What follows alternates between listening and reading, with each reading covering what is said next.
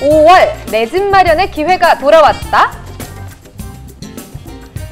보금자리 주택 2차 사전 예약이 실시되는 5월, 지난 12일 신혼부부 특별공급 사전 예약이 시작된 데 이어서 바로 어제까지 생애 최초 특별공급에 대한 사전 예약이 진행됐는데요. 주변 시세보다 훨씬 저렴한 값에 내 집을 마련할 수 있다는 정보에 많은 분들이 현장 접수 창고를 찾았습니다. 시중가보다 저렴하다니까 한번 해보려고 그러거든. 평생이 지금까지 뭐 내 집이라고 없어봤으니까. 일단 분양가가 싸지 않나요? 일반 주변 시세보다? 기대들이 대단했는데요. 이번 2차 보금자리 주택 특별공급에서는 서울 4곡, 세곡지구, 경기도 부천 옥길, 남양주 진건지구 등 수도권 6곳에 대한 사전 예약이 이루어졌습니다. 종전과 달리 수도권 지역 주민들도 서울 지역에 지원이 가능케 되면서 강남 입성의 꿈도 커졌으니 이번이 보금자리 주택 강남 진출의 마지막 기회라는 것 아셨나요? 지금 3차 보금자리 주택 지구 예정지가 지금 5곳 발표가 된 상태인데 3차에서는 강남권 지구가 포함되지 않았습니다. 그래서 현재 예상으로는 앞으로 강남권에서 보금자리 주택 지구가 추가로 더 지정되기는 쉽지 않다고 판단이 되기 때문에 만약에 강남권 보금자리 주택 지구를 노리신다면 이번 2차에 남아있는 일반 순위나 기관 추천 같은 것을 노려보시는 것이 좋을 것 같습니다.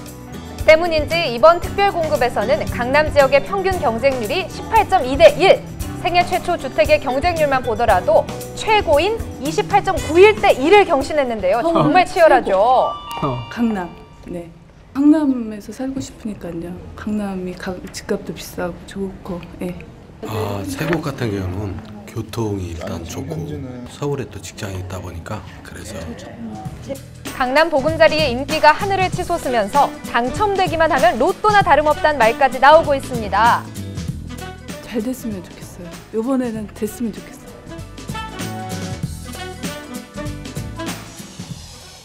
그래서 제가 장만 하나 했죠. 우와. 으라차차 청약 통장. 야, 이제 나도 이제 강남 입성하는 거야. 이게 딱 반값이래잖아요, 요즘에. 반값 아니라고 내가 얘기 들었는데 반값 하는데 저 반값 하는 건 정말 저기 뒤에 있는 거고 이거 좀 비싸다고 그러던데 이거 좀 고민 좀 해봐야 되는 거 아닌가 이거? 그러니까요. 이 사실 서민들에게는 반값이라는 것 자체가 그냥 자다가도 벌떡 일어나게 만들잖아요. 근데 진짜 이 반값의 꿈을 갖고 있는 사람이 있는가 하면 이걸 글쎄 투기하려고 또 그런 있겠지. 흑심을 품고 있는 사람들이 그렇게 많대요. 그렇구만. 그런 사람들 때문에 우리는 언제 사요? 실제 강남이 따져보면은 실제 강남 지역 2곳만 경쟁이 치열했단 말이죠. 원래 이 보금자리 주택이라는 거는 서민 주거 안정 목적이 그거였는데 근데 강남 지역에서 5억대가 넘었는데 서민들이 5억을 어떻게 마련해요? 그러니까 이 지역의 경쟁률은 실제로는 시세 차익을 노린 사람들. 그렇죠. 이라고 봐야죠. 그러니까 강남에 보금자리 주택을 왜 줘? 그러니까 말도 안 되는 거예요. 보금자리 다 있으신데 왜? 아니 그러니까 제가 듣기로는 투기 목적인 사람도 많고 반값이라고 했는데 반값이 아니래요 글쎄. 동네 사람들 반값이 아니라는데요? 내 집 마련의 핑크빛 꿈을 실현시켜줄 보금자리 주택. 그런데 무늬만 보금자리라고요? 서민을 위한 주택인데 명품으로 보급한다? 보금자리를 꿈꾸는 분들의 마음을 사로잡은 것은 절반으로 알려진 분양가뿐만이 아닙니다. 깔끔한 디자인과 최첨단 설비, 매력적인 디자인이 지원자들의 마음을 사로잡았대요. 보금자리 주택이 다 적혀지더라고요. 집들 보니까 시설이 너무 잘 돼 있어요. 하지만 고급화, 명품화되는 보금자리 너무 좋아도 걱정입니다. 아니 서민주택을 무슨 명품주택으로 그러죠? 그냥 편하게 살게끔만 지어주면 되지. 좀 안 맞지 않아요? 보금자리 주택이라는 게 서민을 위해서 만들어지는 건데 그 고가나 뭐 그런 위주로 간다면 별로 좋지 않을 것 같은데요? 좋은 집에서 살고픈 마음은 누구나 갖겠지만 너무 명품화된다면 결국 서민 부담만 가중되는 게 아니냐는 건데요. 보금자리 주택이기는 하지만 서민들에게도 좀 양질의 주거 환경을 제공한다는 측면에서 점점 질을 좀 향상시키고 소위 이제 명품 보금자리 주택으로 만드는 데는 의미가 있겠지만 그와 함께 가격이 상승한다면 서민들이 기대하는 보금자리 주택의 원래 컨셉에서는 조금 벗어난 측면이 있다 봅니다. 보금자리 주택 시세보다 저렴한 게 아니라고요? 자, 어제까지 실시된 제2차 보금자리 주택 특별공급의 사전 예약 결과를 보면요. 강남 세곡이 평균 18.2대 1의 높은 경쟁률을 보인 한편 경기도 지역권은 저조한 경쟁률을 보였는데요. 미달 사태가 벌어진 미달이네. 곳이 대부분이네요. 왜 이렇게 양극화가 심하게 나타난 것일까요? 이번 사전 예약에서 0.41대 1의 저조한 경쟁률을 보인 경기도 진건지구를 찾아갔습니다. 현재 이 지역의 부동산 시세 얼마일까 알아보러 가는데요. 지도를 보시면 현재 아파트 단지 밀집 지역에서 조금 떨어진 곳에 보금자리 주택이 들어설 예정이라고 하는데요.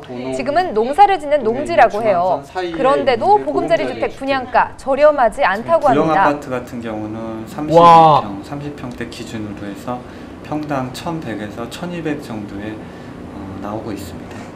네, 보금자리 주택 지금 분양한 게 얼마냐면 800에서 900 정도입니다. 3.3제곱미터당 시세 차이는 평균 100만 원 선, 보금자리 주택의 분양가가 인근 아파트의 시세와 비슷하다는 건데요. 반값 아파트의 매력이 사라지는 순간 수요자들의 관심도 사라진 게 아닐까요? 정부가 이제 처음 계획했을 당시에는 보금자리 주택을 서민들이 접근할 수 있는 가격대로 주변 시세의 한 최대 50%까지도 이제 낮출 수 있는 주택으로 공급하겠다고 했었는데 그랬죠. 최근에 오히려 기존 주택 가격은 좀 떨어지고 있는데 반해서 보금자리 주택지구 조성 비용이나 이런 것들이 늘어나면서 상대적으로 수도권 같은 경우에는 오히려 저렴한 주택군에 비해서는 오히려 한 90%대까지 육박하는 가격대를 형성하면서 저가 서민용 주택 공급이라는 측면에서는 조금 기대치와 멀어진 측면이 있습니다. 보금자리 주택 당첨돼도 고민, 안 돼도 고민이라고요? 무엇이 고민이란 것인지 이번 보금자리 주택에 사전 예약했다는 한 주부를 만나봤습니다. 결혼 2년 차 최서연 씨인데요. 현재 11개월 된 예쁜 딸아이와 남편 이렇게 세 식구가 이곳에서 살고 있습니다. 2년 동안 내 집 없이 살면서 아쉬웠던 게 참 많다고 하는데요. 저희 집이 아니라 보니까 뭐 여러 가지 뭘 이렇게 좀 예쁘게 꾸미고 싶어도 우리 집이 아니니까 그렇게 못하겠고, 그리고 참 집이 없는 거에 대한 그런 게 좀 많죠. 네. 언제 내 집에서 살아보나 고민하던 서연 씨에게 보금자리 주택의 정보는 정말 반가운 소식이었다는데요. 이때다 싶어 이번 2차 보금자리 주택 신혼부부 특별공급에 사전 예약을 했다고 합니다. 이날을 위해 그동안 열심히 저축했다고 하는데요. 제가 2006년 직장 생활하면서부터 들었었는데요. 지금까지 월 10만 원씩 꾸준히 청약 통장에 저축을 했다고요. 하지만 내 집 마련의 벽은 높기만 했습니다. 분양가를 보면 한숨밖에 나오지 않는다고 해요. 지금 가지고 있는 돈은 뭐 여기 전세금이랑 그리고 뭐 저희가 모은 거 해봤자 얼마 안 되는데 평당 뭐 1,300 그렇더라고요. 그래서 거의 뭐 3억 4천 뭐 3억 정도를 이제 돼도 그 정도 금액을 마련해야 되면 또 대출을 받아야 되고 또 대출 이자까지 생각을 해야 되니까 그게 너무 안 좋은 것 같아요. 시세보다 낮은 곳도 워낙 분양가가 높다 보니 당첨이 돼도 고민, 안 돼도 고민이란 건데요. 당첨이 되면 90일 이내에 잔금을 치르고 입주를 해야 한다는 거죠. 그런데 입주를 포기하게 되면요, 향후 2년간 보금자리의 꿈은 꿀 수도 없다고 해요. 서민들이 거의 뭐 넣고 또 거기서 당첨되기를 막 간절히 바라고 뭐 그런 게 보면 거의 로또랑 비슷하다고 얘기를 하고 다들 뭐 집 마련에 걱정이죠. 저 가격은 그 일반 아파트하고 비슷하게 해놓고 조건은 또 까다롭게 한 거잖아요. 그러니까 입주하면은 또 살아야 된다면서요. 당장 팔 수도 없고. 그러니까 이게 90일 안에 입주를 해야 되고 입주를 해서도 본인이나 가족이 5년 동안 거주를 해야만 진짜 내 집이 되는 거래요. 그게 까다로운 거예요. 저도 신혼부부라 좀 관심이 좀 있었는데 분양가도 비슷하고 그리고 좀 안 맞아. 왜냐면 우리가 전세 살다가 전세 그 보증금 받아서 나가야 되잖아요. 그래야 되죠. 90일 동안 안 나가는데 이걸 어떻게 하냐고. 돈이 없는 거예요. 90일 지나면 날라가 버려. 좀 안 맞지 그러니까 이게 관련 기관 입장에서는 이게 전세 이제 준비를 해서 입주까지 하는 동안을 4년으로 보고 있는 거예요. 준비 기간을 줘야 되기 때문에 90일 이내에 결정을 해줘야만 다른 사람한테 또 기회가 간다. 이런 취지로 한 거긴 한데 이게 과정이 좀 말이 안 되긴 해요. 답답해. 다 보금자리 주택이면 서민 위해서 만든 거고 입주하는 사람들도 벌이가 크게 많은 사람들이 아닐 텐데 4년 벌어가지고 그 아파트 값을 메꿀 정도. 이 반값도 아니고 저거 주변 아파트하고 비슷한 가격인데 4년 벌어가지고 그걸 맞춘다는 게 현실적으로 불가능한 거 아닙니까? 이런 문제가 왜 생기냐면은 예를 들어서 이제 모든 사람이 필요한 물건이 있다고 쳐요. 네. 10사람이에요. 그 사람이. 물건은 근데 10개가 넘어요. 네. 그러면 10사람이 다 살 수 있어야 되잖아요. 그렇죠. 그렇죠. 네. 물건이 많으니까, 남으니까. 근데 5명밖에 못 샀어요. 네. 왜 못 샀겠어요? 비싸니까. 비싸니까 못 샀어요. 네. 딴 거 없어요. 비싸니까 못 산 거예요. 네. 실제 우리나라 주택 보급률이 100%가 넘어요. 남아야 돼. 실제로 남고 있어요. 근데 그 보유율은 절반밖에 안 돼. 왜냐? 너무 비싸기 때문인 거거든요. 그러게요. 근데 왜 비싸냐? 뭐 여러 가지 이유가 있는데 왜? 뭐 근본적인 이야기를 두 가지를 해보자면 첫 번째는 이제 사실 첫 시간에 얘기한 적 있는데 부동산을 수요 공급의 문제로 접근하는 거예요. 수요 공급의 문제만으로. 그러니까 아파트를 많이 지어서 많이 공급하면 해결된다. 이 생각인 거거든요. 그런데 아파트를 짓는 업자들은 이익을 포기할 생각이 없잖아요. 계속 짓기만 해요. 네. 미분양이 발생하죠. 그런데 많이 지어도 값은 안 떨어져요. 그런데 계속 지어요. 왜 그렇죠. 계속 짓고 있느냐? 그래야 이 건설 경기가 유지되거든요. 건설 경기가 유지돼야 경제 지표가 좋아요. 이거는 우리 소비자하고 상관이 없는 거예요, 기본적으로. 두 번째는 원래 이 그 토지주택공사가 그린벨트를 해제해가지고 땅을 싸게 샀어요. 그랬죠. 보금자리.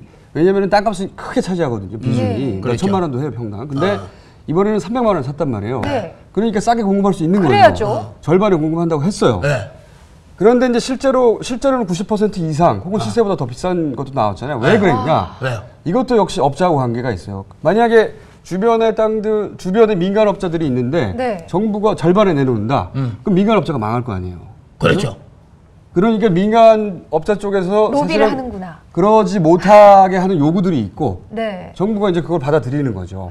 그러니까 둘 다 제가 복잡하네. 지난번에 이제 정부의 부동산 정책을 얘기하면서 정부가 공정한 심판이 돼야 되는데 업자들의 욕망이 너무 지나치게 관대하다라고 말했잖아요. 이번에도 사실은 근본적인 맥락에서 보면 걱정해야 될 것은 국민들, 서민들인데 업자들의 형편을 더 많이 고려해 준 게 아니냐. 그러게요. 그런 부분이 있는 어쨌든 겁니다.